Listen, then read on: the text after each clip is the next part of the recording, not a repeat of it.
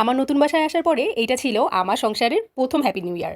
তাই চিন্তা করলাম স্পেশাল কিছু একটা বানিয়ে ফেলি নিজের হাতে। তাই আমি চিন্তা করলাম আমার বাচ্চাদের পছন্দের তান্দুরি চিকেনটাই করি। তান্দুরি চিকেনের জন্য আমি এখানে 4 পিস মুরগি নিয়েছি। এটা ব্রয়লার মুরগি। তারপর আমি ভালো মতো এটা শরীরে দাগ কেটে নিয়েছি যেন সবগুলো মশলা ভিতরে ভালোভাবে ঢুকে যায়। তারপরে আমি একটু লেবু, আদা রসুন, সয়া সস, গোলমরিচ, ধনে, জিরা, টমেটো সস, চিলি সস আর টক দই দিয়ে, সামান্য একটু চিনি দিয়ে আর সরিষার তেল দিয়ে ভালোভাবে চিকেনটাকে ম্যারিনেট করে রেখেছি। আর এখানে আমি রাঁধুনি তান্দুরি মশলাটাও কিন্তু ইউজ করেছিলাম 2 থেকে 3 টেবিল চামচের মতো। আমার হাতে সময় কম ছিল, তার জন্য আমি 20 মিনিট থেকে 25 মিনিটের মতো এই চিকেনটা ম্যারিনেট করে রেখেছিলাম।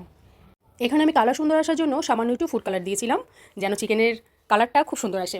তারপর একটা প্যানে আমি সরিষার তেল আর সয়াবিন তেল একসাথে মিক্সড করে প্যানে দিয়ে দিয়েছি। তারপরে ম্যারিনেট করে রাখা চিকেনটার মধ্যে আমি সামান্য একটু আচার দিয়ে দিয়েছি। এখানে আপনারা যে কোনো আচার দিতে পারেন। ভালো মতো আচার দিয়ে মাখিয়ে তারপরে আমি চুলায় দিয়ে দিয়েছি। তারপরে এপিট ওপিট করে আমার এটা ভাজতে সময় লেগেছিল 40 মিনিটের মতো। তারপর এই তো দেখতে পাচ্ছেন চিকেনের গায়ে কি সুন্দর মশলাগুলো লেগে সুন্দর একটা কালার চলে এসেছে এবং ভাজা কমপ্লিট হয়ে গেছে। যেহেতু চিকেনের পিসগুলো একটু বড় বড় ছিল তাই একটু সময় নিয়ে আমি এটাকে ভেজে নিয়েছিলাম। তারপরে মাখিয়ে রাখা যে মশলাগুলো ছিল সেগুলো দিয়ে আমি হোটেল স্টাইলের একটা গ্রেভি তৈরি করে নিচ্ছিলাম। কিছুটা পেঁয়াজ বাটা আর হলো যে গ্রেভিটা ছিল সেই গ্রেভিটা দিয়ে আমি ভালো মতো চুলায় কষিয়ে নিয়েছি। তারপরে আমি সামান্য একটু আচার দিয়ে ভালো মতো মিক্সড করে নামিয়ে নিয়েছি। তারপরে এই তো সুন্দরভাবে প্লেটিং করে নিয়েছি। সবাই ভালো থাকবেন। আল্লাহ হাফেজ।